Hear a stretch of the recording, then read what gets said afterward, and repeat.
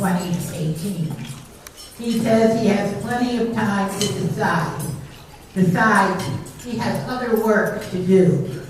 Morgan had taken on the medical marijuana issue and managed to get it passed by over 70% of the citizens in 2016. However, the legislature had tried to prevent smoking of pot. This has made Morgan mad, and he is suing. If you don't know the Morgan name, you must not ever look at television. If you do, you will see his wife, his sons, his grandson, who's darling, and his dog. And all will tell you it's for the people. Morgan has over 300 lawyers in 9 states and a big staff.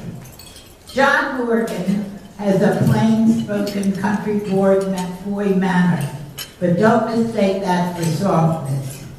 He has been known to use some tough words as he speaks about what he wishes for the state. He is also working on a minimum wage amendment for 2020. But right now, he's with the marijuana suit. And will he run for governor?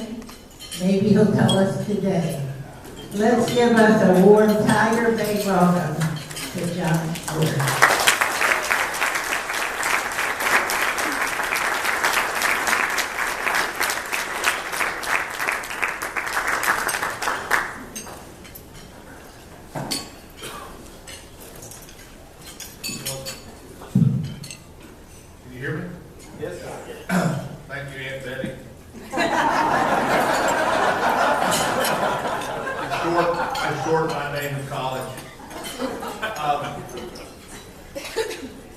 Let's get first business taken care of before we do anything, so we can really move on to other things. It goes like this. If you've been injured in an automobile accident, hurt on the job, get food poisoning here with this chicken dish, I'm your man. It's good to be back. Now this is working. It's good to be back in Charlie Crist country. Charlie Crist, whether you're a Democrat or Republican, I had the honor of being his friend and practiced law with him before he won. And I will tell you this, no matter what your party affiliation is, he's one of the best people, good-hearted people you will ever meet in your life. He is a genuine deal. I'm also nervous to be sitting here in front of Adam Smith. On the way over, I'm reading my Google alerts, and it pops up that Adam Smith has written about this event and described me as a charming rogue. I don't know what a charming rogue is. I asked him, he says it's good. So I was out of the state for most of the summer up to now. I came back almost right before the hurricane got here. And I don't know about you all who watched this hurricane, but it seemed to be a real mess as far as the weather reports went. I don't know if they know anything about the weather or the map. They basically said it's going to hit Tampa, it's going to hit Daytona, it's going to hit Key West. They said it was everything. They had this cone coming up. There was the European model going this way, American model going that way, Sports Illustrated models going up this way. There's like 50 models, and one of them was going to be right. The only thing they didn't have in the code was Montana, South Dakota. So I've decided that if I'm ever governor, my hurricane update is going to sound something like this. Hurricane update from Florida. We're now certain that there's a hurricane. It's somewhere between a Cat 1 and 5. We are sure it may or may not bring rain. All or some of the areas, totally 0.01 inches up to 10 feet. We also know will be impacting none or all of Florida. Coming ashore on the east, northeast, center, west, northwest, or the Alabama side of the state. Sometimes on Saturday, Sunday, Monday, and still not ruling out Tuesday. We have also downloaded an app to our phones allowing us to use them as walkie-talkies that may or may not work. In short, we are prepared, all in love, and all will be just fine. So that will be the ongoing hurricane alert no matter what the storm is, because we know that they don't know what is going to happen or how it's going to happen. We do know that every single station has, like, I now find out, like 8 meteorologists. I mean, they were just keep coming and coming and coming. It's like, you know, the janitor does the sports. But the hurricane came and hit, and we learned a lot about it. We learned what a monopoly looks like if you have power out. We understood what tort reform looked like if you were trapped in a nursing home in Hollywood, Florida. You see, the law in Florida is if you're in a nursing home, all you can get is $250,000 for pain and suffering. So we got to see what tort reform looked like up close and personal. What it looks like is we warehouse people and we put them away, and big corporations make a lot of money, and we can do to them whatever they want. We can even cook them alive. Our dogs, when they go to the kennel, have cameras on the dogs. By the way, Emma and Molly say hello. And they will refuse to go to the kennel. But if they did go to the kennel, there would be a camera watching their every move. Yet our mothers and our grandmothers and our best friends are warehoused in these nursing homes. And sometimes, like last month, cooked alive. That's tort reform. That's what it looks like in real life. So, as I've been thinking about this whole prospect of running or not running, let me tell you, first and foremost, for Adam, that I am dead serious about doing this. I got to meet with Phil Levine last week.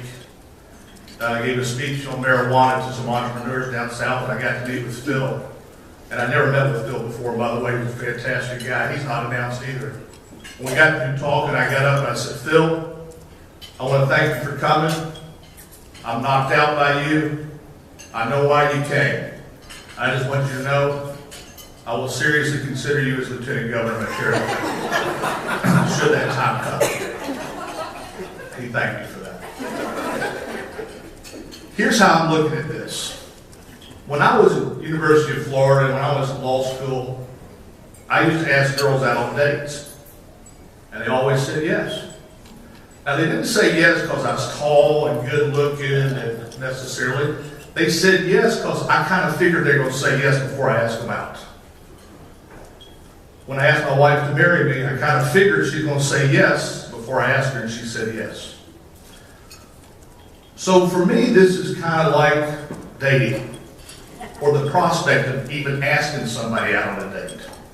A lot of these politicians go around and they talk about a listening tour. I'm going to go listen. I want to listen. Well, that's so much BS. They don't want to listen to anything. They say it because it sounds good and makes you all feel good, that they care about what you say. What I'm doing is I'm talking to her. I'm going to tell you everything I think. I may say 2 or 3 things a day, and that disqualifies me. And that's okay. Unlike every single person running for governor or thinking about running for governor, I'm the only one that has a day job. If they all lose, they got nowhere to go. I got plenty to do. So I will tell you what I think. I will talk to you bluntly. And at the end, I'm going to figure out if you'd say yes if I ask. And so that's part of what I'm doing here today. I want to tell you a story about me.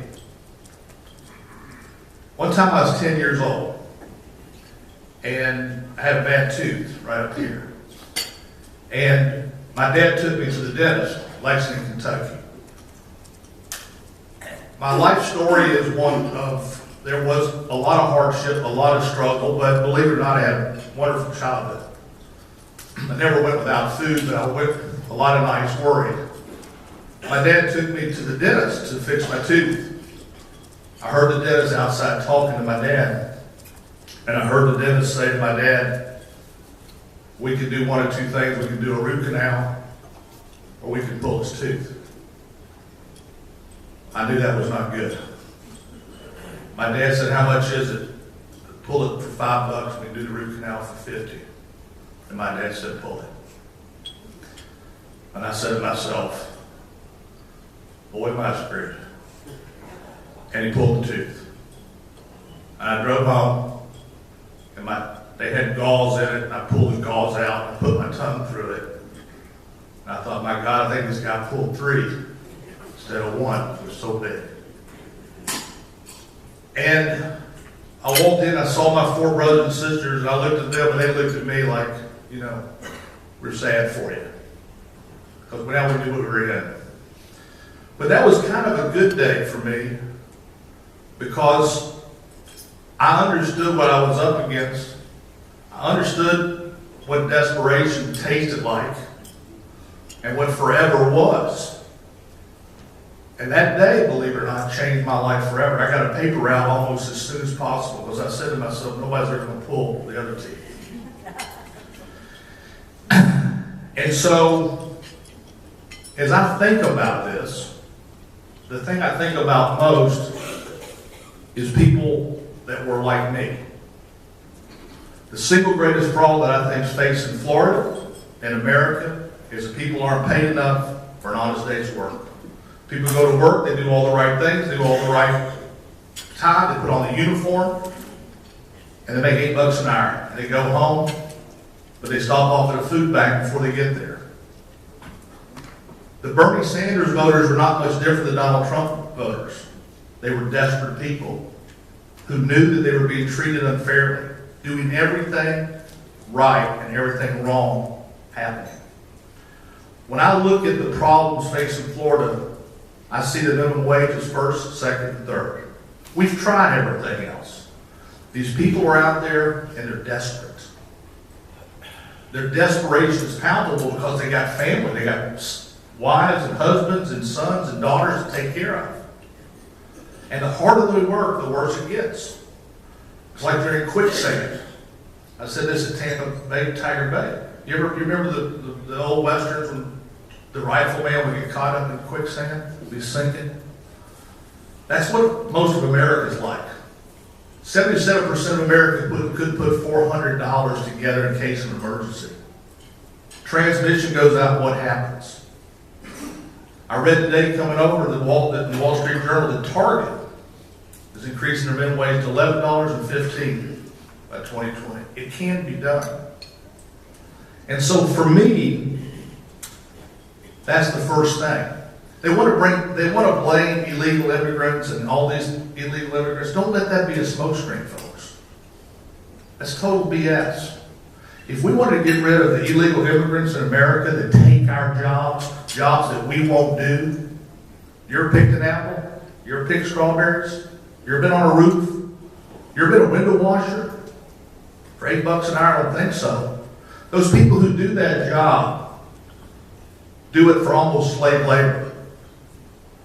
If we wanted to get rid of all the illegal immigrants, we could do it today. We could make it a third-degree felony, and we could charge the person $100,000 for doing it. They'll all be gone tomorrow. We don't do that because we don't want to do that, because we like slave labor. And so for me, when I think about what I would do, and that's why I've moved to pass this constitutional amendment, is a living wage for a fair day's work. The second thing I would talk to you all about is this.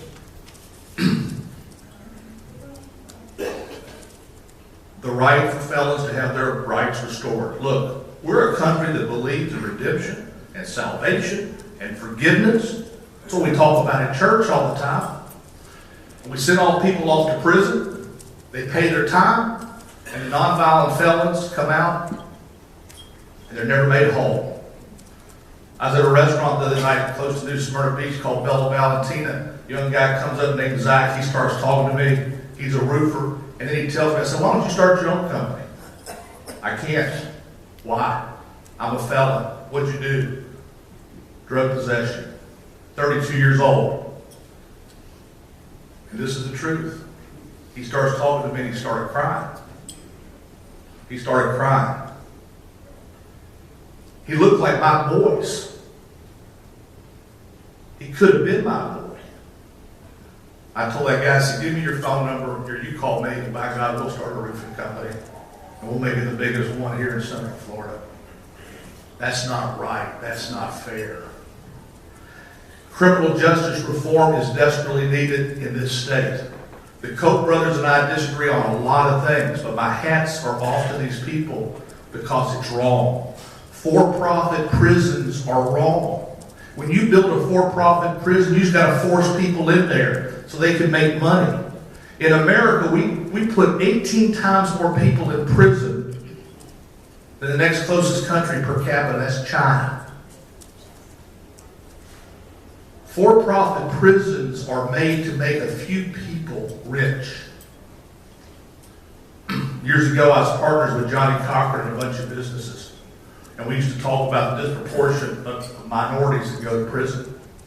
And Johnny used to tell me, John, the color of justice in America is green. And it's true. I don't believe drug addiction is a crime. I don't believe drug addicts should be locked up. I don't believe alcoholics should be locked up. We warehouse these drug addicts. I'm going to tell you something.